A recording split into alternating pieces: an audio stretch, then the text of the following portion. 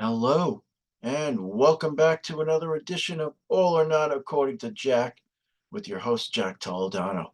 So let the celebration continue. Uh, we are talking about my second anniversary of having a YouTube channel called All or Not According to Jack. This was a name that was I didn't think of it all on my own.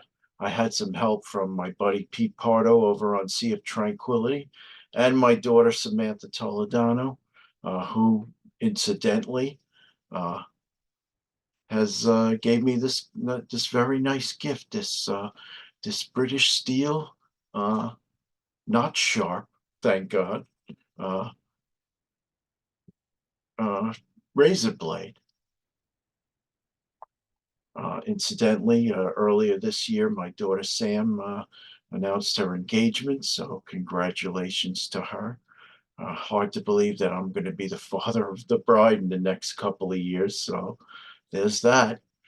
But anyway, back to the show. So, part one, we did a metal mixtape of the years 2021 to 2023. Uh, And because we're all or nada, I do a lot of different genres. I don't just talk about music. I try to make it a little different than some of the other people who have channels that, have strictly a music show. But, in the beginning, I talked about Seinfeld, some other comedy, uh, talked about pro wrestling. I then probably sometime midway through my 2 year tenure, I started to incorporate some sports. So I'm going to do a quick change in the phone booth just now. So you'll see what we're going to change into and what we are going to talk about. So hang on.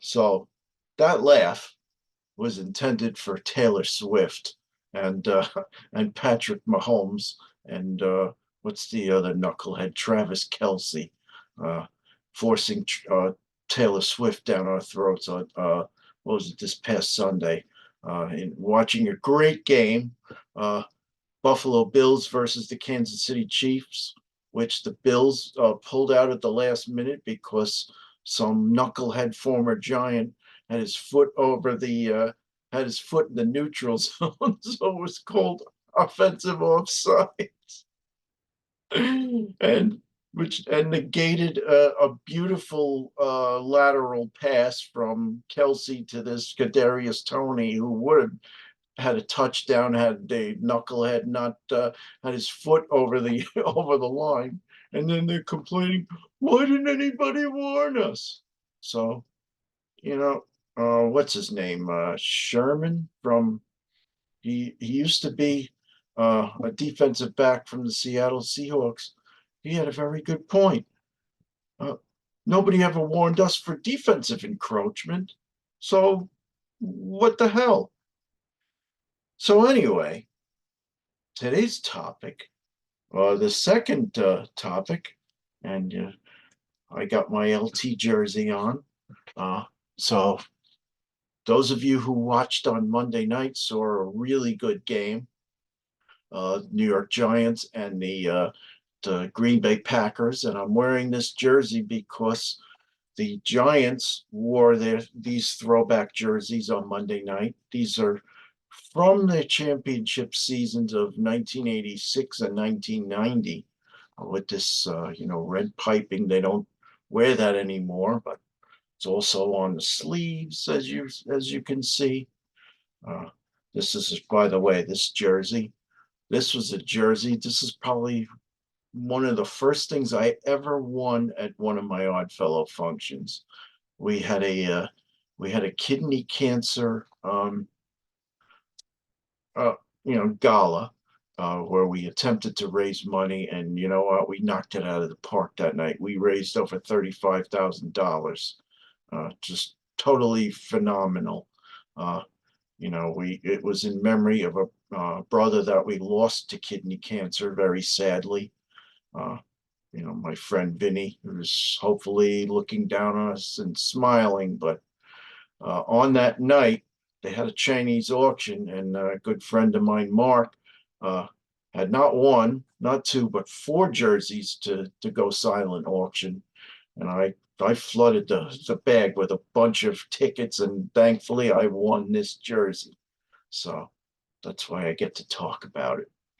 Um, but the real topic of conversation is Tommy DeVito. Uh, gotta love it. I mean, here's a quarterback. You know what? This season started out horrendously. I'm in Ireland and I'm trying to watch. First George and I were trying to get the game on our phone, which we couldn't do. So then the next thing we had to do is we had to go to ESPN.com and continually refreshing the game cast to see the plays as they come in.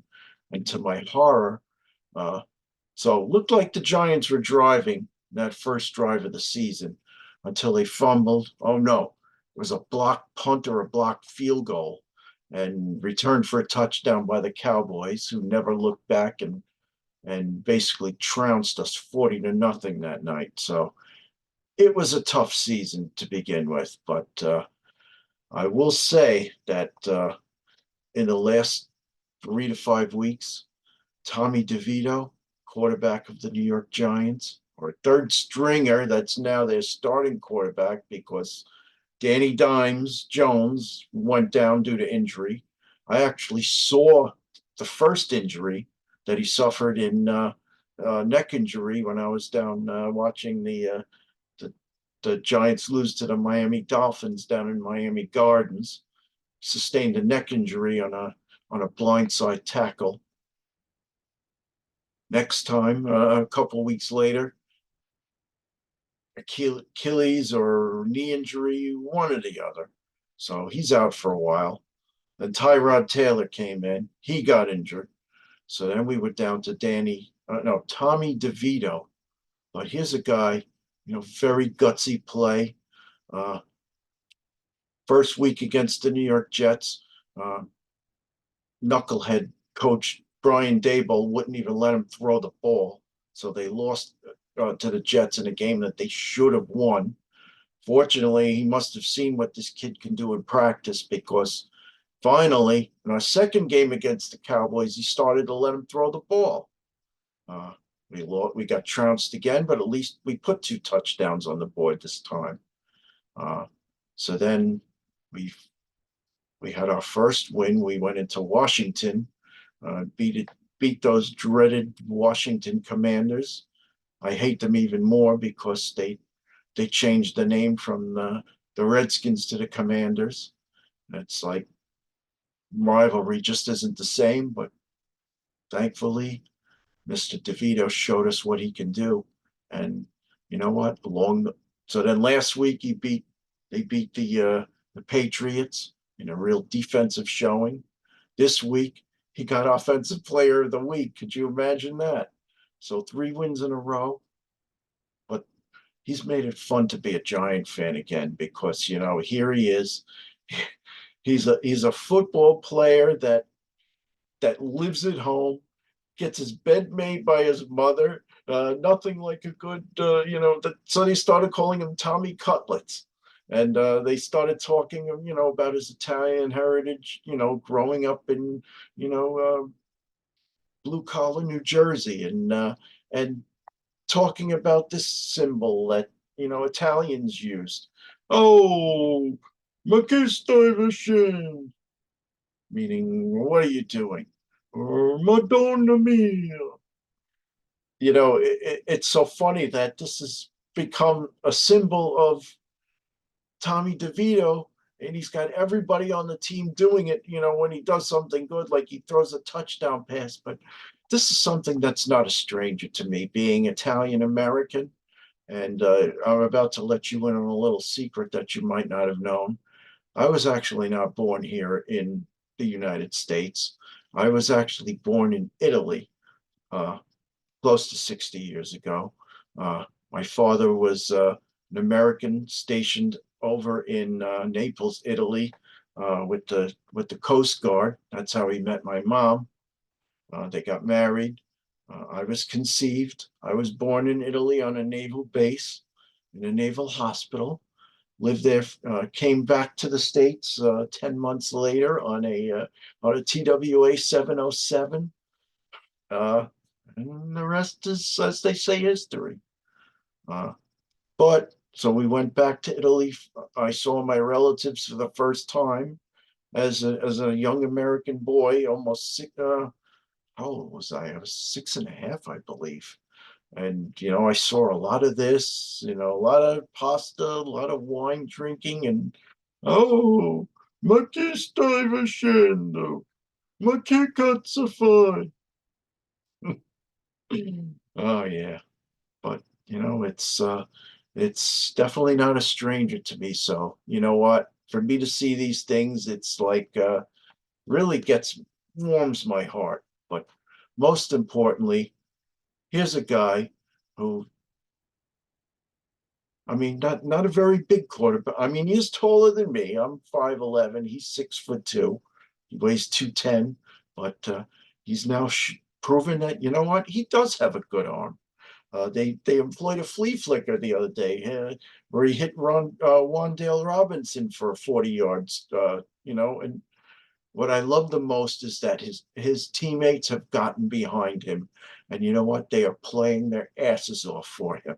I mean, never this offensive line has not looked as good as it did against the Packers. He did not get sacked once.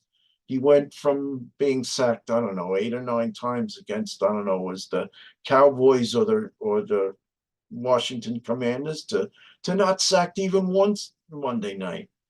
Getting rid of that ball very Dan Marino like, uh, escaping from the pocket, uh, with he had like a 20-30 yard run. He almost scored a touchdown, very Danny Dimes like, or should I say very Jeff Hostetler like, because Jeff Hostetler had some success. He came in at a time, at the worst possible time. 1990, the Giants are driving to the playoffs. Phil Simms gets injured, so Jeff Hostetler comes in. None of us knew how good this guy could be, but as it turned out, he he had very good scrambling ability, very fast, like a deer. Uh, he single-handedly beat the Chicago Bears 31-3 in a playoff game. He really showed us what he was capable of doing. Uh, they gutted out a big win against the 49ers. Then they gutted out a big win against the Bills in the Super Bowl. So this is, you've brought back those days, Tommy DeVito. So, or Tommy Cutlets, whatever they want to call you. But thank you for making the season fun to watch again. Uh, we have a very winnable game coming up this Sunday against the New Orleans Saints. And then, dare I say it, 2 weeks, the fucking Philadelphia Eagles. Can we do it? That would be a Christmas present for me, guys. So think about it. This is Jack Toledano speaking for All or Not, according to Jack. Tommy Cutlets helped me. Thank you for helping me celebrate my second anniversary. Jason and I watched the game Monday night. We were on the edge of our seat the whole night. Saquon Barkley almost blew it with that late fumble, which I thought was, yeah. At the time, I thought it was a bad call, but in reflection, it was the right call. Thankfully, the Giants pulled it out with a late drive. Only you could have done that, Tommy. I don't think Tyrod or Danny Dimes would have pulled through for us. But you're really making a believer out of us. Keep up the good work, man. Jack Toledano. Speaking for All or Not, according to Jack. Have a good one, folks. See you soon.